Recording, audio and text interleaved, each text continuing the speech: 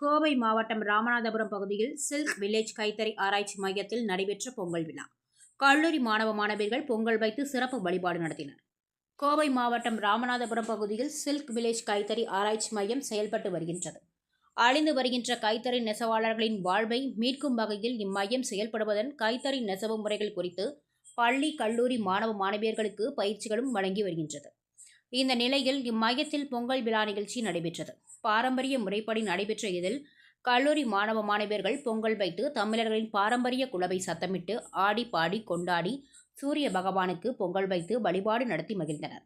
தொடர்ந்து நடைபெற்ற நிகழ்ச்சியில் மியூசிக்கல் சேர், கயிறு இழுத்தல், உரியடித்தல் உள்ளிட்ட தமிழர்களின் பாரம்பரிய விளையாட்டுகளை மாணவ மாணவியர்கள் விளையாடி மகிழ்ந்தனர்.